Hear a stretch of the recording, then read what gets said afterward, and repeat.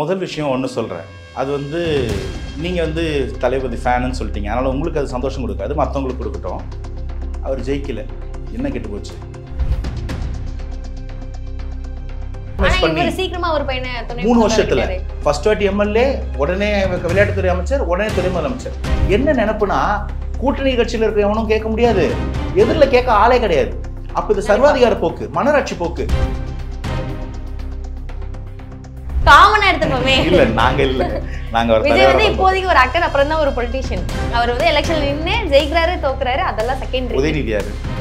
அவரும் ஒரு ஆக்டர் தான், ஒரு ப்ரொடியூசர் தான். ஆகிட்டீங்களே. அவ்வளவு நல்ல மனசு இருக்கிறவரு, நீங்க சொல்றீங்க இல்லையா அவர் வந்தா பண்ணுவாருன்னு. இத்தனை வருஷமா ஏன் பண்ணல? அவர்கிட்ட காசு இல்லாம இல்ல, நீங்க சொல்ற மாதிரி சினிமால இருக்காரு, நம்பர் 1 ஹீரோவா இருக்காரு. அவர்கிட்ட அவன் நினைச்சிருந்தா பண்ணிருக்கேன். இத்தனை வருஷமா அவர் இலவசமா லைப்ரரி ரன் பண்றாங்க. நான் கம்ப்ளீட் பண்ணிடுறேன். யார் யார் வேணா எந்த புக்ஸ் வேணா எடுத்து படிச்சுக்கிறதுக்கு ஏதுவா காலேஜ் பசங்களுக்கு சீட்டு வாங்கி கொடுக்க உதவி பண்றாங்க. இது படிப்புக்கு. இந்த ரெக்கார்டுக்குலாம் உங்ககிட்ட ரெக்கார்டு இல்ல. நான் சொல்றதெல்லாம் நீங்க ஆர்டி போட்டு செக் பண்ணீங்கன்னு வச்சுக்கோங்களேன். ஓகே சார், ரெக்கார்டு இல்ல, அதுதான் ஏன் கேக்குறேன். சொல்றேன்.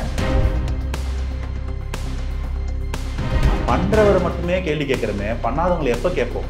அட்லீஸ்ட் இவங்க பண்றதுக்கு ஒரு வாய்ப்பு எப்ப கொடுப்போம்? அதுதான் என் கேள்வி. இந்த கேள்விக்கு உங்களுக்கு பதில் கிடைச்சிச்சுன்னா தான் ஓட்டு போடும். நீங்க சொல்லாதீங்க, போடுங்க. இப்போ விஜயகாந்த் அவர்களோட வழியில தான் விஜயும் வராரு அப்படின்றது விஜயகாந்த் சாரோட மனைவி அவர்கள் பிரேமலதா அவர்கள் சொல்லியிருக்காங்க. ஸோ இதை பத்தி உங்களோட கருத்து? இல்லைங்க, இது வந்து முதல்ல விஜயகாந்த் இருந்தாரு, அவரை திட்டி 1% வாங்கினேன். அதுக்கப்புறம் கமல் வந்தாரு, அவரை திட்டி 2% வாங்கினேன். ரஜினி வர பார்த்தாரு, அவரை திட்டி விரட்டி தான் வந்து நான் 4% வாங்கினேன். விஜய் எனக்காக தான் மைக்கை வச்சு கோட்டு படத்தில் பாட்டு பாடினான்னு சொல்லி 8% வாங்கினேன். இன்னைக்கு அவர் வந்து அவரோட ஓட்டெலாம் வாங்கிட்டா நான் எங்கே போகிறது? எரியுமா எரியாதா? இப்படி ஒரு கேள்வி ஒரு மேடையில் கேட்டுருக்காரு. நான் கொஞ்சம் மாற்றி சொல்லியிருக்கேன், ஆனால் இதுதான் சாராம்சம். விஜய் சார் பேப்பர் வச்சு பயக்கிறாரு இல்லை, அது அவர் பிரச்சனை. அவருக்கு என்ன தோணுதோ அவர் ஞாபகம் வச்சுக்கிட்டு பண்ணுறாரு. இங்கே மக்களுக்கு என்ன பேச்சு போட்டி மனப்பாடம் பண்ணிட்டு பேசுறதுக்கு வந்திருக்கோம். ஸோ இது தரம் தான் விமர்சனம்.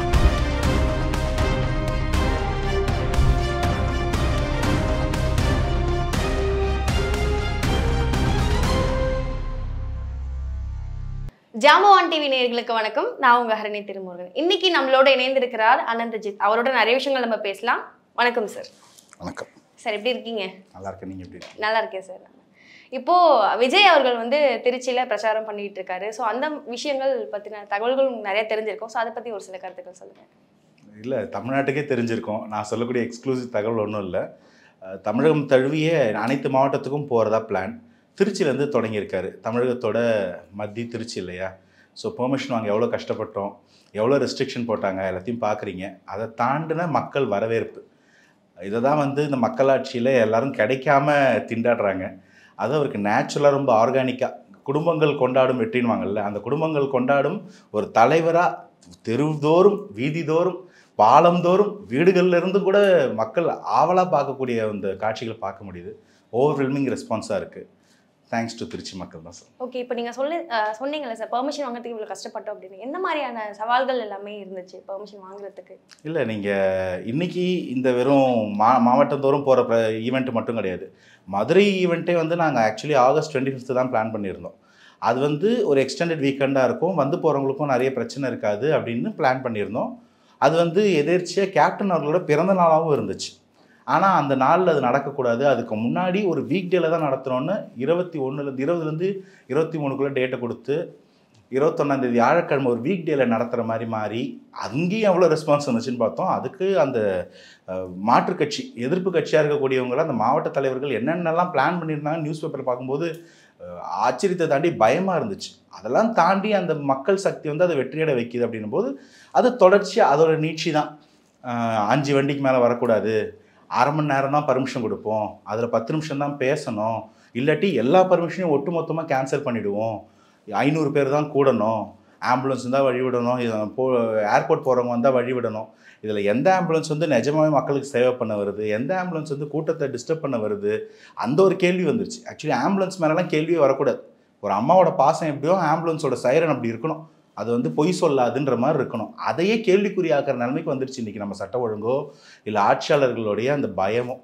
அதிமுகக்கே அந்தளவுக்கு ப்ரெஷர் இருந்தாக்கா இப்போ தாவேக்காக்கு எந்த அளவுக்கு இருக்கும்னு யோசிச்சுட்டு இருந்தோம். எல்லாத்தையும் தாண்டி மக்கள் தானே எல்லாம், மக்கள் சக்தி தானே, அது இந்த இடத்துல வந்து காமிக்குதோட சக்தி என்ன. ஓகே சார், இப்போ நீங்கள் மக்கள் சக்தி அப்படின்னு சொன்னீங்க இல்லையா, சின்னவங்கலேருந்து பெரியவங்க வரைக்குமே விஜய்க்கு ஃபேன் பேஸ் நிறைய இருக்குது, சொல்லவே தேவையில்லை. இப்போ பிறந்த குழந்தை அப்படின்னா ஒரு விஜய் சாங் வந்துச்சு அப்படின்னா அவ்வளோ என்ஜாய் பண்ணுறாங்க. ஸோ இவ்வளோ இருக்குது, அது எல்லாமே ஓட்டாக கன்வெர்ட் ஆகுமா? ஆக்சுவலி இது வந்து பார்த்திங்கன்னா ஒரு புரிதல் இல்லாத ஒரு நிலைமை தான். இங்கே மக்கள் எல்லாருக்குமே வந்து சம பங்கு சம வாக்கு தான் கொடுத்துருக்கோம். இந்த ஆக்சுவலி இந்த கான்ஸ்டியூஷன்லாம் வர்றதுக்கு முன்னாடி வெஸ்டர்ன் தாட்லலாம் பார்த்தீங்கன்னா ஓட்டு உரிமை எப்படி கொடுத்தாங்கன்னா பெண்களுக்கு கிடையாது, ஆண்கள்லேயும் வந்து அவங்க அடிமைகளாக நினைச்சவங்களுக்கு வாக்குரிமை கிடையாது. பணக்காரர்கள் படித்தவர்களுக்கு அவங்க சொத்துக்கு ஏற்ற மாதிரி தான் வாக்குரிமைலாம் இருந்தது ஒரு காலத்தில். ஆனால் நம்ம நாடு சுதந்திரம் வாங்கி ரிப்பப்ளிக்காக மாதிரி கான்ஸ்டியூஷன் எழுதும்போதே எல்லாருக்கும் யூனிவர்சல் அடல்ட் ஃப்ரான்ச்சைஸ்னு வச்சு எல்லாருக்கும் வாக்கு, ஏன்னா இங்கே எல்லாருக்கும் அவங்க தலைவரை நிர்ணயம் பண்ணுற ஒரு அதிகாரம் உண்டு அப்படின்னு சொல்லி அம்பேத்கர் வாதாடி போராடி வாங்கி கொடுத்த ஒரு வாக்குரிமை. இந்த வாக்குரிமை வந்து நீங்கள் வந்து ஒருத்தர் ரசிகராக இருக்காரு, ஒரு தலைவரை கொண்டாடுறாருன்ற ஒரே காரணத்துக்காக அவருக்கு வாக்குரிமை இல்லைனோ இல்லை அது வாக்காக மாறாதோன்னு சொல்ல முடியாது. இதுக்கு முன்னாடி நீங்கள் எந்த அரசியல் எடுத்துக்கிட்டாலும் சரி, இல்லை டு பி ப்ரிசைஸ் தமிழக அரசியல்லையே நீங்கள் அண்ணா எடுத்துக்கோங்க, எம்ஜிஆர் எடுத்துக்கோங்க, ஜெயலலிதா அம்மையார் எடுத்துக்கோங்க, கேப்டன் எடுத்துக்கோங்க, இவங்க எல்லாரும் எப்படி ஜெயிச்சாங்க? இவங்களுக்கு பின்னாடி என்ன சக்தி இருந்துச்சு? அந்த சக்திக்கு பேர் மக்கள் சக்தி. அன்னைக்கு கூடாத கூட்டமாக இன்னைக்கு கூடுதான்னு கேட்குற அதே வாய்கள் தான் அந்த கூட்டம் வந்து ஓட்டா மாறுமான்னு கேட்குறாங்க. அந்த கூட்டம் தாங்க இது மாதிரி ஓட்டா மாறி இருக்கு. இன்னைக்கு கூட்டமாக சேரணும் ஓட்டு இல்லையா, இல்லை கூட்டமாக வரும் ஓட்டு போட மாட்டானா? 5 மணி நேரம் 6 மணி நேரம் 8 மணி நேரம் நின்று ஒரு இடத்துல நின்று பார்க்குறாங்க. காலைல 6:30 மணியில இருந்து அந்த மரக்கடை பகுதியில் மக்கள் குமிஞ்சு நிற்கிறாங்க. பல பேருக்கு தலை சுற்றுது, மூச்சு திணறல் ஏற்படுது. போயிட்டு கொஞ்ச நேரம் ஆக்சிஜன் எடுத்துட்டு ஓஆர்எஸ் குடிச்சிட்டு இல்லை நான் இங்கே தான் நிற்பேன், நான் தலைவரை பார்க்கணுன்ற ஒரு பிடிவாதம். இது வந்து பார்த்தீங்கன்னா தலைவரை விஜய் சாரை பார்க்கணுன்றதுக்கு ஒரு டிவிலையோ வீடியோலையோ இல்லை இதே நியூஸ் வந்து டிவியில் பார்த்துடலாம். அதை தாண்டி அங்கே நிற்கிற ஒரு பிடிவாதம் இருக்கு இல்லைங்களா? அதுக்கு காரணம் என்னன்னா அந்த மனுஷன் ஏதோ ஒன்று செய்ய வர்றாரு. கேப்டன் ட்ரை பண்ண ஏதோ ஒன்றுத்த கேப்டனுக்கு காலகட்டமோ அவரோட உடல்நிலையோ உதவி பண்ணாத ஏதோ ஒன்றத்தை இந்த மனுஷன் செய்ய வர்றாரு. அவர் பண்ணக்கூடிய அந்த தியாகத்துக்கு நம்மளும் பதிலுக்கு நம்மளும் அதுக்கு ஏதாவது ரிட்டர்ன் பண்ணோம் இல்லைங்களா, ரிட்டர்ன் கிஃப்ட் மாதிரி. அந்த கவுண்டர் எஃபெக்ட் தான், அந்த ரெசிப்ரோக்கல் எஃபெக்ட் தான் மக்கள் அங்கே நிற்கிறது. அதனால் கண்டிப்பாக இவ்வளோ நேரம் நிற்கிறவங்க 2 நாள் வேலை வெட்டியை விட்டுட்டு அவ்வளோ கஷ்டப்பட்டு கவர்மெண்ட் பஸ் நிற்காதுன்னு சொன்னால் கூட ஏறி கஷ்டப்பட்டு இறங்கி ஒரு ஸ்டாப்பிங் நடந்து வந்து மாநாடு அட்டன் பண்ணுறவங்க 1 மணி நேரம் ஓட்டு போட மாட்டாங்களா? போடுவாங்க. அது மாறும். இது 26 தேர்தல் நீங்கள் பார்ப்பீங்க. அது வரைக்கும் நாங்கள் சொல்கிறது உங்களுக்கு நம்ப முடியாமல் கூட இருக்கலாம். 26 தேர்தலில் அந்த கேஸ்டிங் அன்றைக்கும் கவுண்டிங் அன்றைக்கும் நீங்கள் பார்ப்பீங்க சார். நீங்கள் சொல்கிறதெல்லாம் கேட்குறதுக்கு நல்லா இருக்கு சார். ஓகே, நானும் விஜய் ஃபேன் தான். பட் நான் வந்து ஆப்போனண்ட்டாக பேசுகிறேன்னு நினைக்க வேணாம். இப்போது 2 வருஷம் தான் ஆகுது விஜய் வந்து அரசியலுக்கு வந்து. ஸோ அதுக்குள்ளே எப்படி வந்து ஒரு முதலமைச்சர் ஆவார்? ஓகே, நீங்கள் சொல்கிறது எல்லாமே ஓகே. மாநாட்டுக்கு அவ்வளோ பேர் வராங்க, மிகப்பெரிய வெற்றி அது. இன்றைக்கி கூட நிறைய பேர் வராங்க, விஜய் சுற்றி அவ்வளோ கூட்டம் இருக்குது. அது எல்லாமே ஓட்டாக கன்வெர்ட் ஆகி கண்டிப்பாக எப்படி அவர் வந்து முதலமைச்சர் ஆவார் அப்படின்னு நீங்கள் எவ்வளோ ஸ்ட்ராங்காக நம்புறீங்க? முதல் விஷயம் ஒன்று சொல்கிறேன். அது வந்து நீங்கள் வந்து தளபதி ஃபேனுன்னு சொல்லிட்டீங்க, அதனால் உங்களுக்கு அது சந்தோஷம் கொடுக்காது, மற்றவங்களுக்கு கொடுக்கட்டும். அவர் ஜெயிக்கலை, என்ன கெட்டு போச்சு? இந்த 26 தேர்தலில் ஏகப்பட்ட கட்சிகளுக்கு கடைசி தேர்தல், மார்க் மை வேர்ட்ஸ், கடைசி தேர்தல். இந்த தேர்தலுக்கு அப்புறமா அவங்க இதுக்கு முன்னாடி வச்சுக்கிட்டு இருந்த அந்த வாக்கு வங்கியோ பவர் சென்டராக இருந்ததையோ இல்லை ஸ்வீட் பாக்ஸ் வாங்கினதையோ இந்த தேர்தலுக்கு அப்புறம் வாங்க முடியாது. ஏன்னா எல்லாரோட வாக்கும் நசிஞ்சு நலிவடைஞ்சு போயிடும். அதுக்கப்புறமா அவங்க நாங்கள் அன்னைக்கு வந்து அங்கீகாரம் பெற்ற கட்சியாக இருந்தோம், இன்னைக்கு எதிர்கட்சியாக இருந்தோம், நாங்கள் கூட்டணியில் எத்தனை சீட்டு ஜெயிச்சோம், இந்த பேச்சுக்கள் எல்லாமே கழிஞ்சிரும். அவங்கெல்லாம் தான் கடைசி எலெக்ஷனை ஃபேஸ் பண்ணுறவங்க பயப்படணும். தாவேக்கா குழந்தை கட்சி, நீங்களே சொன்னீங்க 2 வயசுன்னு. அது குழந்தை, அது கற்றுக்கிட்டோம். அது 29, 31, 36ன்னு தொடர்ச்சியாக நிற்க போகுது. விஜய் சாரோட ஹெல்த்துக்கு அவரே இன்னும் 20-25 நிமிஷம் களமாடுவார் ஹெல்த்தியாக. அதை தாண்டி 100 வருஷம் இந்த கட்சி பயணிக்கணுன்றதுக்காக தான் கொள்கை வழிகாட்டிகள்லேருந்து ஒரு பூத் லெவலில் 18-25 வயசு பசங்க வரைக்கும் பூத் வாலண்டியர்ஸாக எடுத்து ட்ரெயின் பண்ணி, எந்த கட்சியிலையும் பூத் வாலண்டியர்ஸை ட்ரெயின் பண்ண மாட்டாங்க, பூத் வாலண்டியர்ஸ் அப்பாயிண்ட் பண்ணுவாங்க. இங்கே அரசியல் புரிதல் இல்லைன்னு நீங்கள் சொல்லக்கூடியவங்களை எடுத்து அரசியல் வயமாக்குறாங்க இல்லைங்களா? அதுதான் வந்து இந்த கட்சியோட லாங் டிஸ்டன்ஸ் பிளான். இதில் இன்னொரு கேள்வி என்னென்னா, இப்போ உங்களுக்கு பிடிச்ச மாதிரி ஒரு பதில் சொல்கிறேன். ஜெயிக்க மாட்டாருன்றதுக்கு நீங்கள் என்ன தேரி வச்சுருக்கீங்க? நான் நம்புறது இது மக்களாட்சி. 8 கோடி மக்கள், 5.5-6 கோடி வாக்காளர்கள், ஒரு 5 கோடி பேர் ஓட்டு போட போகிறாங்க. இந்த 5 கோடி பேரில் ஒரு 2,55,00,000 வாக்குகள் வாங்கினா அந்த கட்சி மெஜாரிட்டி 51% வாங்கி ஆட்சி அமைக்க போகுது. ஆனால் தமிழகத்து அரசியல் சரி, இன்னைக்கு உலக அளவு ஜனநாயகத்திலையும் யாரும் 51% வாக்கு வாங்கி ஜெயிக்கல. 33, 34, 36 அப்படி தானே ஜெயிக்கிறோம், கூட்டணிகள் அமைச்சே. ஸோ அந்த வாக்கு வங்கி தாவேக்காக்கு இல்லைன்னு எது உங்களை நம்ப சொல்லுது? அது என்னன்னா மற்ற கட்சிகள் செட் பண்ணக்கூடிய நரேட்டிவ். தனியாக எப்படி முடியும்? உங்களால முடியலன்றதுக்காக தாவேக்காவால முடியாதுன்னு அர்த்தம் கிடையாது. இல்ல இப்போ என்னன்னா டிவிகே வந்து தனி கட்சியா தான் நிக்குமா, கூட்டணி எதுவுமே சேராதா? இப்போ ஓபிஎஸ் இருக்காங்க, டிடிவி தினகரன் இருக்காரு, ஸோ இந்த மாதிரியான கட்சிகள் எதுவுமே வந்து டிவிகேவோட ஜாயின் பண்ணாதா? இல்ல ஆக்சுவலி எல்லாருக்குமே வந்து ஆவேக்கா வந்து கூட்டணிக்கு வரணும்னு இருக்கு. அதை வந்து அஇஅதிமுக பொதுச் செயலாளர் திரு எடப்பாடி அவர்களே ஸ்டேஜில் சொன்னாரு. ஒரு பிரம்மாண்ட கட்சி தமிழகத்துல திமுக அதிமுக தாண்டி ஒரு பிரம்மாண்ட கட்சி வருதுன்னா யார் சொல்றாரு? அவர் தாவேக்காவை தான். அந்த ஆசை எல்லாருக்குமே இருக்கு. பாஜக இருக்கக்கூடிய முக்கிய தலைவர்கள்ல இருந்து பாஜக ரஜினிகாந்த் அவர்கள் வந்து முதல்வர் வேட்பாளராக காயின் பண்ணவர் வரைக்கும் எல்லாரும் சொன்னாங்க தாவேக்கா அதிமுக கூட வந்தா ரொம்ப நல்லா இருக்கும், என்டிஏ கூட வந்தா நல்லா இருக்கும்னு. தாவேக்கா கூட்டணிக்கு வரணுன்றதுல யாருக்கும் மாற்று கருத்து இல்ல, அந்த ஆசை இல்லாம இல்ல. ஆனா இவங்களுக்கு தான் ஆசை இருக்கு, டிவிகேக்கு யாரோடையும் போய் கூட்டணி வைக்கணும்ன்ற அவசியம் இல்ல, அவசியமே இல்ல. ஏன்னா நான் சொன்ன மாதிரி இது ஃபர்ஸ்ட் அண்ட் ஃபார்மோஸ்ட் முதல் எலெக்ஷன். அந்த தேர்தலில் மக்கள் என்ன நினைக்கிறாங்க, மக்களுக்கு என்ன செய்யணும், நம்ம என்ன பண்ண வந்திருக்கோன்றதுலாம் தான் கேள்வி. தாவேக்கா தலைவர் விஜய் கொள்கை மாநாட்டில் சொன்ன விஷயம் என்னன்னா, நம்மளை நம்பி வர்றவங்களுக்கு நம்ம அரவணைப்பு கொடுக்கணும், ஆட்சியில பங்கு கொடுக்கணும்னு சொன்னாரு. வாங்க வாங்க எல்லாரும் ஒன்று சேர்ந்து போவோம், கூட்டணி கட்சிகள் வந்தால் நம்ம எலெக்ஷன் ஃபேஸ் பண்ணுவோம், நான் தனியாக முடியாதுன்னு சொல்லவே இல்லை. தனியாக நம்மளால் அறுதி பெரும்பான்மை வாங்கி ஜெயிக்க முடியும். அப்படி இருந்தும் அறுதி பெரும்பான்மை வந்தாலும் நம்மளை நம்பி வரவங்களுக்கு ஆட்சியில் பங்கு கொடுக்கணும். அந்த வழக்கம் தமிழ்நாட்டில் இல்லவே இல்லை. 2006 காலகட்டத்தில் பார்த்தீங்கன்னா திமுக வந்து அறுதி பெரும்பான்மை வரல, ஒரு மைனாரிட்டி ஆட்சி அமைக்கிறாங்க. காங்கிரஸோட கூட்டணியோட மட்டும்தான் அவங்களால ஆட்சி அமைக்க முடியும். காங்கிரஸ் ஆட்சி அவங்களோட ஆதரவு விட்ரா பண்ணிட்டாங்கன்னா ஆட்சி கவுந்துடும் திமுகக்கு. அதுதான் மைனாரிட்டி திமுகன்னு அப்பப்போ கிண்டலாக சொல்லுவாங்க ஜெயலலிதா அம்மையார். அப்போ கூட தமிழகத்தில் வந்து காங்கிரஸ்க்கு வந்து சட்டசபையில் மந்திரி சபையில் இடம் கொடுக்கவே இல்லை திமுக. அந்த 2009 2004 இந்த தேர்தல்களில் திமுக காங்கிரஸ் கூட்டணியில் காங்கிரஸ்க்கு பல சீட்டுகள் திமுக வென்று பெற்று கூட்டத்தால் தான் அவங்க கூட்டணி ஆட்சி அமைச்சாங்க. அங்கே போய் கலைஞர் கேட்பாரு, எங்களுக்கு வந்து தொலைத்தொடர்பு கொடுங்க, டெலகாம் கொடுங்க, உரம் கொடுங்க, கெமிக்கல் அண்ட் ஃபெர்டிலைசர்ஸ் கொடுங்கன்னு. ஆனால் அப்போவும் தமிழ்நாட்டில் வந்து கூட்டணி இல்லை. காங்கிரஸ் கிட்ட மத்தியில் வந்து அமைச்சரை வாங்கிட்டாரு, தமிழகத்தில் கொடுக்கல. இந்த ஒரு மனப்பாங்கு இருக்கு இல்லைங்களா, இதுவே சமூக நீதிக்கு எதிரானது. என்னது, நாம ஒன்று ஷேர் பண்ணால் இன்னொருத்தர் ஷேர் பண்ணணும், எல்லாருக்கும் பொறுப்பு கொடுக்கணும். இன்னைக்கு கேட்குறேன், விசிகா திருமானனோட ஓட்டு இல்லாமையா திமுக ஜெயிச்சிச்சு? கம்யூனிஸ்டுகளோட ஓட்டு இல்லாமையா? மதிமுகவோட ஓட்டு இல்லாமையா? ஏன் காங்கிரஸோட ஓட்டு இல்லாமையா திமுக ஜெயிச்சிச்சு? ஏன் அவங்க யாருக்கும் சட்டசபையில் மந்திரி சபையில் இடம் கொடுக்க மாட்டேங்கிறீங்க? அப்போ இது ஒரு குடும்ப சொத்து, நம்ம கிட்டவே இருக்கணும். அப்பா, பையன், பேரன், நாளைக்கு அடுத்தவர் வந்துட்டாரு. அதே மாதிரி ஒவ்வொரு மாவட்டத்திலையும் இவர் பையன், இவர் வந்து ஸ்டேட்ல மினிஸ்டரு, அவர் பையன் வந்து மத்தியில் எம்பி, இப்படியே ஒரு செட்டப்ல போறாங்க இல்லைங்களா? இது ஜனநாயக விரோதமான மன்னராட்சி.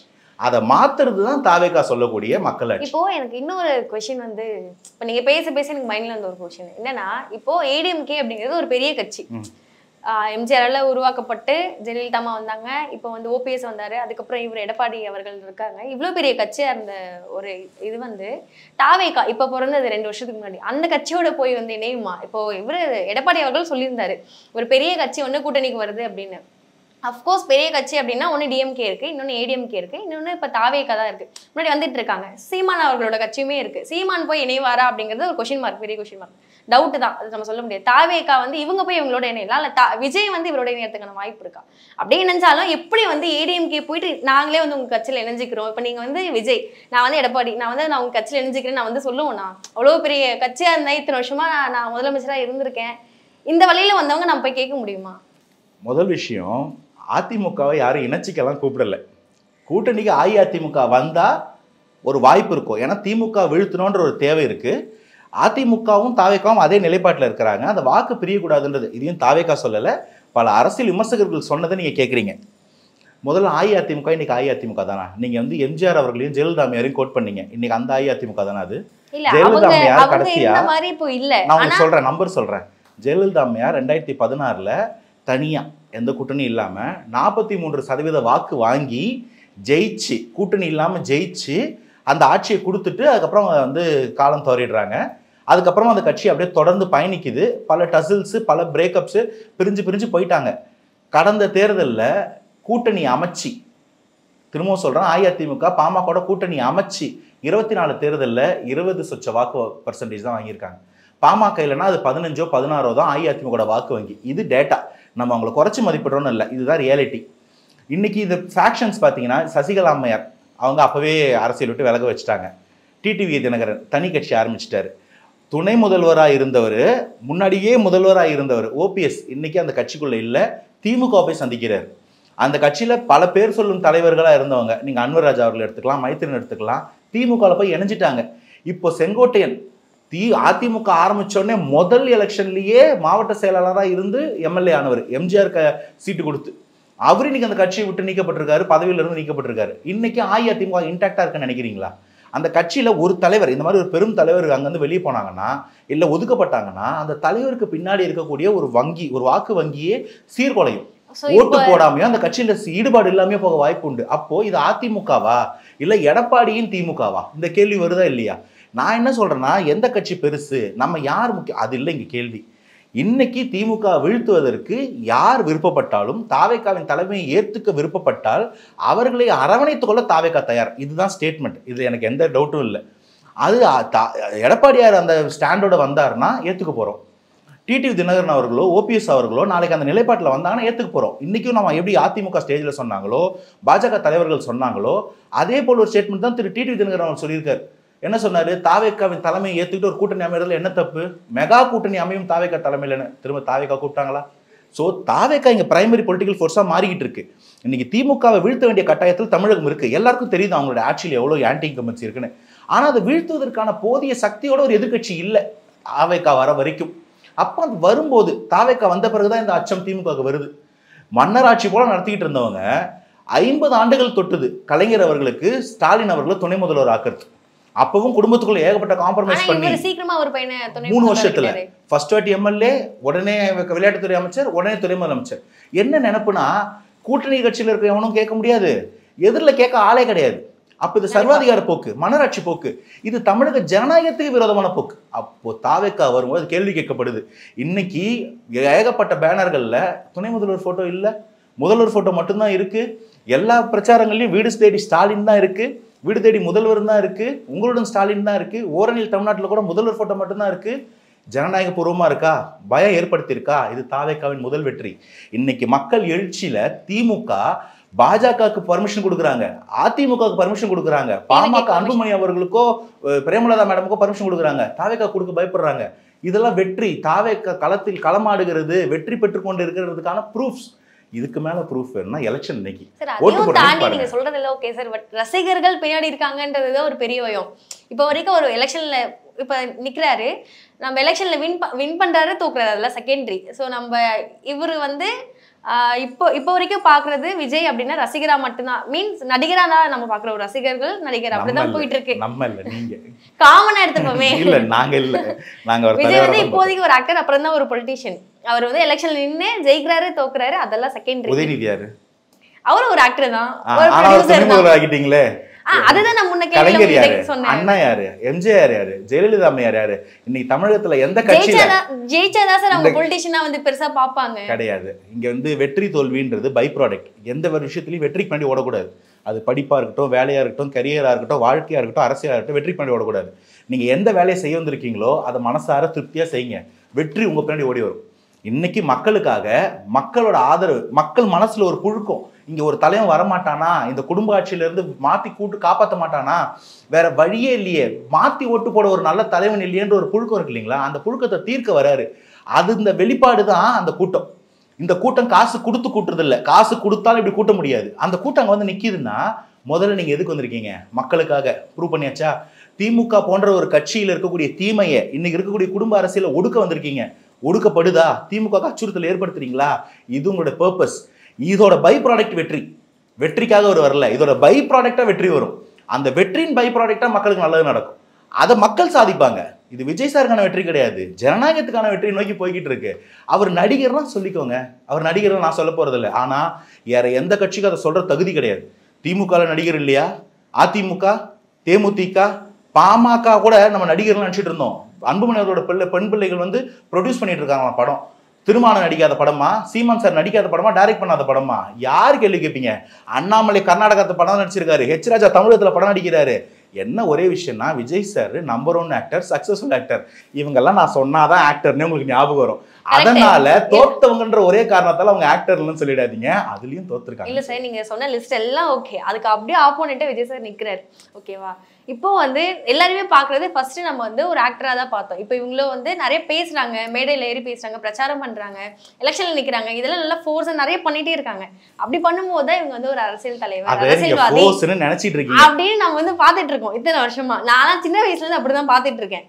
இப்பதான் விஜய் சார் நிக்கிறாரு. நான் இவ்வளவு நல்லா விஜய் சார் படத்தை தான் பார்த்து வளர்ந்தேன், விஜய் சார் சாங்ஸ் தான் அதிகம் கேட்பேன். அப்படி பார்க்கும்போது எனக்கு விஜய் சார் இன்னுமே ஒரு ஆக்டரா தான் தெரியுது. பொலிட்டிஷியனா என்னால ஏத்துக்க முடியல. என்ன மாதிரி நிறைய பேர் இருப்பாங்க, இந்த காமனா பேசுறேன், என்னோட பாயிண்ட் ஆஃப் வியூ சொல்லி ரொம்ப சிம்பிளா ஒரு கேள்வி கேட்கறேன் உங்ககிட்ட, ஹானஸ்டா ஒரே ஒரு கேள்வி. நீங்க விஜய் சாருக்கு ஓட்டு போடுவீங்களா மாட்டீங்களா? எனக்கு தெரியல சார். நான் போடுங்கன்னு சொல்லல, போட்டீங்கன்னா சொல்லுங்கன்னு சொல்லல, தெரியல sir. So the point is, நீங்க மேபி இன்டர்வியூ சொல்றீங்க, உங்களுக்கு வந்து வேற ஆப்ஷன் நீங்க எடுத்து எல்லாத்தையும் நீங்க வந்து பாத்தீங்கன்னா யாருக்கு போட வேணான்ற முதல்ல நீங்க ஒரு லிஸ்ட் எடுங்க சார். ஃபர்ஸ்ட் போட வேணாம்ன்றது யாருக்கு போடணும்ன்றது தெரிஞ்சிரும்.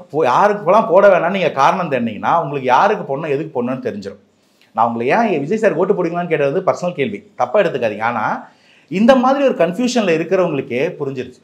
இங்க வேற ஆப்ஷன் இல்லைன்னும் போது இவங்களுக்குலாம் போட வேணான்ற ஒரு சாய்ஸ் நீங்க எடுத்தாலே திமுக மேல இவ்வளவு குற்றச்சாட்டு, இவ்வளவு ஊழல் பண்ணியிருக்காங்க, பெண்களுக்கு பாதுகாப்பு இருக்கா, அன்யூனிவர்சிட்டி எடுத்து பாருங்க, இல்ல அரக்கோணத்து இன்சிடென்ட் எடுத்து பாருங்க, அதிமுக எடுத்துக்கங்க, பொள்ளாச்சி இன்சிடென்ட் எடுத்து பாருங்க, போலீஸ்ல அடிச்சு சாவடிக்கிறாங்க, ஜாதிய வன்கொடுமை நடந்துகிட்டே இருக்கு, டௌரி கொலை நடந்துகிட்டே இருக்கு, இன்னும் கூட ஒரு கோயிலுக்குள்ள நுழைய முடியல, ஒரு ஓவர் ஹெட் டேங்க்ல மலத்தை கலக்குறாங்க, இத்தனை வருஷம் இல்லாத கூத்தா வந்து தமிழகத்துக்குள்ள கள்ளச்சாராயத்துல சாவு நடக்குது, புதுசா ட்ரக்ஸ் வருது, அதிமுக ஆட்சியில் எடுத்தீங்கன்னாக்கா குட்கா விற்பனைன்னு ஒரு ஊழலே நடந்தது, எவ்வளவு பிரச்சனைகள் இருக்குல்ல. இவ்வளவு பேகேஜஸ் எல்லாம் எடுத்து யோசிச்சிங்கனாலே இந்த தவறுகள் எதுக்கும் பொறுப்பு இல்லாம உடந்தை இல்லாம மக்களுக்காக வந்து நிக்கிறது விஜய் சார் உங்களுக்கு புரியும். இந்த எந்த தவறுல ஒரு உடந்தை இல்லை. First of all his track record is clean. அந்த ஒன்னே பெரிய மெரிட். அதை தவிர அவர் மக்கள் மேல வச்சிருக்க அபிமானம், மக்களுக்காக வச்சிருக்க நம்பிக்கை, அது எல்லாத்தையும் நீங்க கூட்டி கழிச்சு பாத்தீங்கன்னா எல்லாமே ஓகே சார். நான் ஒத்துக்கிறேன் சார், நீங்க பேசுறதெல்லாம் ஓகே. நான் வந்து ஒரு கேள்வி கேட்கிறேன், அதுக்கு மட்டும் நீங்க சொல்லிட்டீங்கன்னா நான் விஜய் ஓட்டு போடுறேன். விஜய் சாருக்கு நான் ஓட்டு போடுறேன். போடுங்க. இவ்வளவு நாளா விஜய் சார் சினிமால இருக்காரு, ஒரு 25 இயர்ஸ் மேல, 25 இயர்ஸ் பிளஸ் இருக்கும். இத்தனை நாளா நல்ல டாப் ஹீரோவா தான் இருக்காரு, நல்ல ஒரு இன்கம் சேலரி அவர் வாங்குறாரு. அவர் நினைச்சிருந்தா ஸ்டார்டிங்ல இருந்தே ஸ்கூல் ஸ்டூடெண்ட்ஸ்க்கோ, மக்களுக்கோ, ஹாஸ்பிட்டல்ல இருக்கவங்களுக்கோ, எதுக்கும் ஒன்று உடம்பு சரியில்லாதவங்களுக்கு செஞ்சிருக்கலாம். அட்லீஸ்ட் ஒரு 1 லட்சம் 2 லட்சம்னாவது கொடுத்துருக்கலாம்ல. இத்தனை வருஷமா பண்ணாதவர் மேபி பண்ணிருக்கலாம், வெளியே தெரியாம இருக்கான்ன்றது தெரியல. நம்ம பண்ணல, இது வரைக்கும் வெளியே தெரியல அப்படின்னா நம்ம பண்ணலன்னு எடுத்துக்கலாம். பண்ணல அப்படின்னா இப்ப மட்டும் ஏன் வந்து பண்றாரு? எலெக்ஷன் அரசியல் அப்படின்னு வரும்போது மட்டும் ஏன் பண்றாரு? அவ்வளவு நல்ல மனசு இருக்கிறவரு, நீங்க சொல்றீங்க இல்லையா அவர் வந்தா பண்ணுவாருன்னு, இத்தனை வருஷமா ஏன் பண்ணல? அவர்கிட்ட காசு இல்லாம இல்ல, நீங்க சொல்ற மாதிரி சினிமால இருக்காரு, நம்பர் 1 ஹீரோவா இருக்காரு, அவர்கிட்ட அவர் நினைச்சிருந்தா பண்ணிருக்கலாம். இத்தனை வருஷமா அவர் ஏன் பண்ணல? ஓகே, ஃபர்ஸ்ட் ஆஃப் ஆல் வந்து நீங்க கேட்ட கேள்விக்குள்ளே ஒரு இடத்துல பதில் நீங்க சொல்லிட்டீங்க. அந்த பதில் தான் நான் எடுத்து சொல்ல போறேன். பண்ணிட்டு இருக்கிறாங்க. விஜய் சார் தனியா இல்லை, விஜய் சாரை நம்பி விஜய் சாருக்காக ஒரு ரசிகர் கூட்டம் இருக்குன்னு சொன்னீங்கல்ல, அந்த ரசிகர் கூட்டம் விஜய் மக்கள் இயக்கமாக மாறியே 15 வருஷம் ஆச்சு. அந்த மக்கள் இயக்கத்தில் படிப்பகம் கேள்விப்பட்டிருக்கீங்களா? குழந்தைங்களுக்கான ஃப்ரீ டியூஷன்ஸ் ஒரு ஊர்லேயும் ஒரு நீங்கள் சொல்லக்கூடிய அந்த பிற்படுத்தப்பட்ட இடத்துலையும் தாழ்த்தப்பட்ட மக்கள் இருக்க இடத்துலையும் இலவச படிப்பகங்கள், ஸ்கூல் பசங்களுக்கு டெய்லி சாயந்தரம் இலவசமாக டியூஷன் எடுத்துக்கிட்டு இருக்கிறாங்க. இலவசமாக லைப்ரரி ரன் பண்ணுறாங்க. நான் கம்ப்ளீட் பண்ணிடுறேன். யார் வேணால் எந்த புக்ஸ் வேணால் எடுத்து படிச்சுக்கிறதுக்கு ஏதுவாக. காலேஜ் பசங்களுக்கு சீட்டு வாங்கி கொடுக்க உதவி பண்ணுறாங்க. இது படிப்புக்கு. உணவு இல்லாமல் இருக்காங்கல்ல அன்றாடம் வாழ்க்கையில், அவங்களுக்கு விலையில்லா விருந்தகம், விலையில்லா உணவகம் இல்லை, விலையில்லா விருந்தகம். ஒவ்வொரு வேலைக்கும் 4 வகை சாப்பாடு போட்டுக்கிட்டு இருக்கிறாங்க. ரத்த தானம் பண்ணுற கேள்விப்பட்டிருக்கீங்களா? தமிழகத்திலேயே அதிகமாக குருதி கொடை கொடுத்தது விஜய் மக்கள் இயக்கம். விழியகம் கேள்விப்பட்டிருக்கீங்களா? கண் தானம். தமிழகத்தில் நடக்கக்கூடிய ஒவ்வொரு 3 கண் தானத்திலையும் ஒரு கண் தானம் விஜய் மக்கள் இயக்கம் கொடுக்கக்கூடிய விழியகம். அவங்க ஆர்கனைஸ் பண்ணி அவங்களுடைய தெரிஞ்சவங்களோ இல்லை அந்த விஜய் மக்கள் இயக்கத்தில் இருக்கவங்களோ இறந்துட்டா அவங்களுடைய உடல் உறுப்புகளை தானம் பண்ணுறதுல விஜய் மக்கள் இயக்கம் நம்பர் 1ல இருக்கு. இந்த ரெக்கார்டுக்கெல்லாம் உங்ககிட்ட ரெக்கார்டு இல்லை. நான் சொல்றதெல்லாம் நீங்க ஆர்டி போட்டு செக் பண்ணீங்கன்னு வச்சுக்கோங்களேன், ஆர்டி இருக்காது. சொல்றேன் ஏன்னா கவர்மெண்ட்ல இந்த விழியகம் வரைக்கும் எடுத்தீங்கன்னா யார் டோனர், அவர் யாருக்கு கண் கொடுக்குறாரு, இந்த டீட்டெயில் மட்டும்தான் இருக்கு. கீழே இது எந்த இயக்கத்துல இருந்து இது ஆர்கனைஸ் பண்ணாங்க, எங்க இடத்துல இருந்து இது மொபிலைஸ் பண்ணாங்க, யார் உதவி பண்ணாங்கன்ற காலமே இல்லை. ஏன்னா அப்படி ஒரு காலம் வச்சோம்னா எந்த மக்கள் இயக்கம் இல்லை எந்த என்ஜிஓ இந்த உதவி பண்றாங்கன்னு தெரிஞ்சிடும், அவங்களுக்கு பேரு போயிடும்னு அரசாங்கம் இப்படி ஒரு சிஸ்டம் மெயின்டைன் பண்ணிட்டு இருக்கிறதா சொல்றாங்க. ஒழுங்கா ப்ராப்பரா இந்த ட்ராக் ரெக்கார்டை எடுத்து நீங்க தான் சொல்லணும், அரசாங்கம் சொல்லணும். ஆமாங்க விஜய் மக்கள் இயக்கத்தில் விழியகம்னு நடக்குது, நீங்க சொல்ற அளவுக்கு 3ல் 1லாம் இல்லை, பட் 10ல் 1 கொடுக்குறாங்க. அந்த டேட்டா யார் சொல்லணும்? அரசாங்கம் சொல்லணும். ஏன் இந்த டேட்டா மெயின்டைன் பண்ண மாட்டுறாங்கன்னா இந்த உண்மைகள் வெளியே வந்துடும்னு. இது போல ஒவ்வொரு இடத்துலையும் சமூகம் சார்ந்து இந்த மால்நரிஷ்டு குழந்தைங்கன்னு சொல்லுவாங்க. 5 வயதுக்கு உட்பட்ட குழந்தைங்க வந்து ப்ராப்பராக ஃபுட்டு கிடைக்கல, அவங்களுக்கு ஃபுட்டு சாப்பிட்டும் நியூட்ரிஷன் பத்தலைன்னா, வளர்ச்சி குறைபாடு ஏற்பட்டதுன்னா உள் உறுப்புகள் சரியாக வளராமல் போயிடும். அந்த உள்ளுறுப்புகள் சரியாக வளராத குழந்தைங்க வாழ்க்கை ஃபுல்லாக மால்நரிஷ்டாக இருப்பாங்க. இதுக்காக ஒரு திட்டம் ஏற்பாடு பண்ணி ரொட்டி பால் முட்டை திட்டம்னு ஒன்று, இதே மாதிரி பிற்படுத்தப்பட்ட குழந்தைகள், பாதிக்கப்பட்ட குழந்தைங்க இருக்க இடத்துல இலவசமாக அந்த குழந்தைங்களுக்கு கை காசை போட்டு முட்டை பால் ரொட்டி திட்டம்னு நடத்திட்டு இருக்கிறாங்க. அந்த 3 வயசு குழந்தை ஓட்டு போடுமா? அந்த 8 வயசு குழந்தை டியூஷனுக்கு வர குழந்தை ஓட்டு போடுமா? ஓட்டுக்காக கிடையாது, 15 வருஷமா பண்ணிட்டு இருக்கிறாங்க. இது கை காசு போட்டு வரியில இருக்க காசை மக்கள் கிட்ட இருந்து வரி காசை வாங்கி அதுல பாதியை தின்னுட்டு மீதியில நலத்திட்டம் பண்ணல. சம்பாதிச்ச காசுல ஆட்டோ ஓட்டுறவர் 500 ரூபா சம்பாதிச்சு 300 ரூபா வீட்டுக்கு கொடுத்துட்டு 200 ரூபா பண்றாரு. விஜய் சார் 10 கோடி சம்பளம் வாங்கினாருன்னா 8 கோடி செலவு பண்ணிட்டு 2 கோடி செலவு பண்றாரு. இதுதான் மக்கள் மாற்றம். அதை தாண்டி அரசியலுக்குள்ள வரும்போது மக்களுக்கு என்ன பண்ணணுமோ அந்த திட்டத்தை தெளிவா ஊழல் எல்லாம் பண்ணுவேன்னு சொல்றாரு. இன்னொரு கேள்வி, இவ்வளவு கேள்வி கேட்டீங்களா, நான் ஒரு கேள்வி கேட்கட்டுமா? இத்தனை வருஷம் முதல்வராக இருந்தாங்களே, அவங்க எல்லாம் முதல்வர் ஆகிறதுக்கு முன்னாடி என்ன பண்ணாங்க? முதல்வராய் சில பேர் சில நல்லது பண்ணியிருக்காங்க, நானே அது உளமாற ஒத்துக்கிறேன். முதல்வர் ஆகிறதுக்கு முன்னாடி என்ன பண்ணீங்க? அன்னைக்கு கை காசு போட்டு என்ன பண்ணீங்க? பதில் இல்லை. பண்றவரை மட்டுமே கேள்வி கேட்கிறோமே, பண்ணாதவங்களை எப்போ கேட்போம்? அட்லீஸ்ட் இவங்க பண்றதுக்கு ஒரு வாய்ப்பு எப்போ கொடுப்போம்? அதுதான் என் கேள்வி. இந்த கேள்விக்கு உங்களுக்கு பதில் கிடைச்சிச்சுன்னா தான் ஓட்டு போடுன்னு நீங்க சொல்லாதீங்க, போடுங்க. ஓகே சார், அடுத்த கேள்வி என்னன்னா, இப்போ விஜயகாந்த் அவர்களோட வழியில தான் விஜயும் வராரு அப்படின்றது விஜயகாந்த் சாரோட மனைவி அவர்கள் பிரேமலதா அவர்கள் சொல்லியிருக்காங்க. ஸோ இதை பத்தி உங்களோட கருத்து என்ன? இல்லைங்க, இது வந்து ஒரு நல்ல வழிங்க. இந்த மக்களுக்கு சுயநலம் இல்லாமல், ஒரு லஞ்ச லாவணியம் இல்லாமல் எல்லாரையும் சமமாக பார்க்கக்கூடிய ஒரு அரசியல். அது வந்து காமராஜர் அரசியலே அதுதான், எம்ஜிஆர் அரசியலும் அதுதான், கேப்டன் அரசியலும் அதுதான். அதே லைனில் விஜய் சார் வந்தால் விஜய் சார் அரசியலும் அதுதான். இது வந்து ஒரு கதை ஒன்று சொல்லுவாங்க, பொலிட்டிக்கல் சயின்ஸில் ஒரு கதை இருக்குது. ஒரு காடு எப்பயுமே ரொம்ப அட்ராஷியஸாக இருக்கும், ஒரு ஆர்டரே இல்லாமல் இருக்குமா. அந்த காட்டுக்குள்ளே ஒரு சிங்கம் வரும். அந்த சிங்கம் என்ன பண்ணும்? எல்லாரையும் மிரட்டி உருட்டி, ஒழுக்கமாக இருக்கணும், இப்படி தான் இருக்கணும், வேட்டையாடுறதா இருந்தாலும் இப்படி தான் ஆடணும், சும்மா கண்டமணி கடிச்சு போட்டு எல்லா உயிரத்தையும் நாசம் பண்ணக்கூடாது, புல்லு மேயிற மிருகம் இப்படி தான் சாப்பிடணும், காட்டோட எக்கோசிஸ்டம் காப்பாற்றணும்னு சொல்லி ஏகப்பட்ட ரூல்ஸ் போட்டு அந்த காட்டை செழிப்பாக மாற்றும். வேட்டையாடினாலும் சிங்கம் செழிப்பாக நான் வச்சுக்கோ அந்த காட்டை. ஆனால் அந்த சிங்கத்தை மேலே எல்லாருக்கும் பயம் இருக்குல்ல, அதனால ஒரு நரி வருமா இங்கே வந்து, அது வந்து இந்த சிங்கம் என்ன நம்மள மாதிரி அதுவும் மிருகம் தானே, அதுன்னு நம்மளை கண்ட்ரோல் பண்ணுறதுன்னு சொல்லி எல்லாரும் மனசை குழப்பி எல்லாம் சேர்ந்து வஞ்சகம் பண்ணி சிங்கத்தை வீழ்த்திடும். உடனே இந்த நரி நல்லவன் நினச்சிக்கிட்டு எல்லாரும் மேலே அரசனாக்கிடுவாங்க. நரிக்கு நாட்டாமை கொடுத்தா பொது நலம் கெடும். ஒன்று அது இஷ்டத்துக்கு கண்டமணிக்கு வேட்டையாடும், தின்னாமல் போடும், காட்டோட இக்கோசிஸ்டம் கெட்டு போவோம், ரூல்ஸ் இல்லாமல் போவோம், எங்கே பார்த்தாலும் கள்ளச்சாராயம், ட்ரக்கு, குடி, பெண்கள் மேலான வன்கொடுமை, லஞ்ச லாவணியம் எல்லாம் நடக்கும். அப்போ எல்லாரும் புரிஞ்சுக்கிட்டு ஒரு புரட்சி நடக்கும், அடிச்சு துரத்திட்டு ஒரு சிங்கம் மேலே ஆட்சிக்கு வரும். இந்த மாதிரி லயன் அண்ட் ஃபாக்ஸ்னு ஒரு கதை நடந்துகிட்டே இருக்கும் அரசியல். உங்களுக்கு புரியுது, எனக்கு தெரியல, நான் பொலிட்டிக்ஸ் சயின்ஸ் படிச்ச மட்டும் சொன்னேன். அது போல இந்த இடத்துல ப்ராப்ளம் இருக்கும் போதெல்லாம் காப்பாற்ற ஒருத்தர் வருவார், அதை மக்கள் புரிஞ்சுக்குவாங்க. அதை நான் புரிஞ்சுக்கிற டைம் ஆச்சுன்னா அந்த டைமும் தாவேகா கிட்ட இருக்கு. அதுக்கான எல்லா ஒழுக்கமும் அதுக்கான எல்லா அடிப்படை குவாலிஃபிகேஷன்ஸ் இருக்குன்னும் போது எதுவும் அவங்களை தடுக்க போகுது, எதுவும் அவங்களை தடுக்காதுன்றதுக்கு தான் நீங்கள் பார்க்கக்கூடிய ப்ரூஃப் இந்த கூட்டம்லாம். சீமான் அவர்கள் வந்துட்டு விஜய்க்கு வந்து பிரச்சாரம் போயிருக்கிறாரு இல்லையா? ஸோ வந்து ஒரு 15 நிமிஷம் நாங்கள் பேசணும் அப்படின்ற மாதிரி பர்மிஷன் கேட்டோம். நீ வந்து 20 நிமிஷமா பேசிக்கோ அப்படின்னு சொல்லி பர்மிஷன் கொடுத்தாங்க. ஆனால் இவருக்கு 10 நிமிஷமே ஒழுங்காக பேச வராது. அந்த 10 நிமிஷம் இவர் பேசுறதுக்குமே இவர் கொஞ்சம் மனப்பாடம் பண்ணணும். சனிக்கிழமை பிரச்சாரம் போறாருன்னா ஒரு வாரமாக கொஞ்சம் மனப்பாடம் பண்ணுவார். அந்த அளவுக்கு விஜயோட பேச்சு இருக்கும் அப்படின்ற மாதிரி கலாய்ச்சிருக்காரு. ஸோ இதை பற்றி உங்கள் கருத்து என்ன? இல்லை, ஃபர்ஸ்ட் அண்ட் ஃபார்மோஸ்ட் அவருக்கு பதில் சொல்வதில் எனக்கு இன்ட்ரெஸ்ட் இல்லை. என்னென்னா வந்து சீமான் மேலே எனக்கு ஒரு மரியாதை இருந்துச்சு. ஆனால் சமீபமாக வரக்கூடிய செய்திகள் வந்து ஒன்றும் அவ்வளோ நல்ல செய்தியாக இல்லை. திமுகவின் மாப்பிள்ளை சார் அப்படின்னு ஒருத்தர் இருக்கிறாரு, அவர் தான் வந்து திமுகவோட ஒரு பவர் சென்டர், அவரை வந்து சீமான் அவர்கள் சந்திச்சிருக்காரு அப்படின்னு சொல்கிறாங்க. அவங்க ஏதோ வந்து பேசிக்கிட்டாங்க தாவேகா குறித்துன்னு ஒரு நியூஸ் வருது. அது வந்து சும்மா போகிற போக்கில் யாரும் சொல்லலை, ஒரு முன்னணி வார இதழ், அரசியல் வார இதழில் வந்திருக்கக்கூடிய ஒரு சீக்ரெட் இன்வெஸ்டிகேஷன் ரிப்போர்ட்டு. அதை நம்பர் தான் நம்ப வேணாமன்றதுக்கு பதில் தெரியணும். ரெண்டாவது, ஸ்டேஜ்லேயே இப்போ ஒரு சீமானே கன்ஃபஸ் பண்ணி வாக்குமூலம் கொடுத்த வார்த்தை ஒன்று இருக்குது ஸ்டேஜில், அதை நீங்கள் பார்த்தீங்களான்னு தெரியல. நான் 15 வருஷமாக கத்தி திரள் நிதி வாங்கி இங்கே கட்சியை கட்டுறேன்.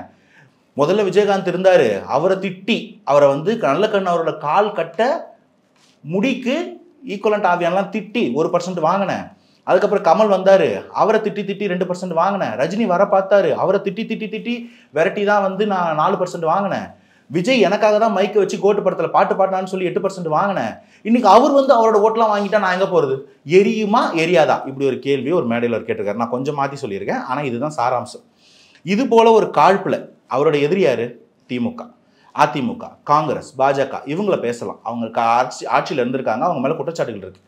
அவங்களை எதிர்த்து வந்திருக்கக்கூடிய நீங்களும் அதே போல் எதிர்த்து வந்திருக்கக்கூடிய விஜய் சாரும் போட்டி யாருக்கு யாருக்கும்? நீங்களும் அவங்கள அட்டாக் பண்ணுங்க, இவங்களும் அவங்கள அட்டாக் பண்ணுறோம். எதுக்கு சம்மந்தம் இல்லாமல் உங்களுடைய அம்புகள் வந்து தாவேக்கா நோக்கி போகுது? ஏன் தரம் தாழ்ந்த விமர்சனங்கள்? இப்பனால எதிர்கட்சி தானே அவங்களும். இல்லைங்க, எதிர்கட்சின்றது வேற, எதிரி கட்சின்றது வேற. அவங்க யாரோட மோட்டிவேஷன்ல யாருக்காக வேலை பார்த்து தாவேக்கா அந்த கேள்வி கேட்குறாங்க, நீங்கள் உங்கள் உள்மனசை கேட்டு பாருங்க, உங்களுக்கு பதில் கிடைக்கும். இன்னைக்கு எந்த ஒரு ஊடகத்துக்கு போனாலும் நாம் தமிழருக்கு சாதகமாக திமுக காரங்க பேசுறாங்க, நாம் தமிழ் உட்கார வச்சு திமுக வரமாட்டாங்க, திமுகவோட பேஜில் நாம் தமிழ் வீடியோஸ் ட்ரெண்ட் ஆகுது. ஏன்? யார் எதிர்த்து, யாரை பார்த்து பயந்து வலைக்கு தப்பி உலையில் போய் விழுந்துட்டீங்களா அப்படின்ற கேள்வி வருது. அதனால முதல்ல வந்து அரசியலில் ஒரு நாகரிகம் இருக்கணும், ஒரு தார்மீகத்தோட ஒரு கருத்து இருக்கணும். அந்த விமர்சனத்துக்கு மரியாதையாக பதில் சொல்ல முடியும்.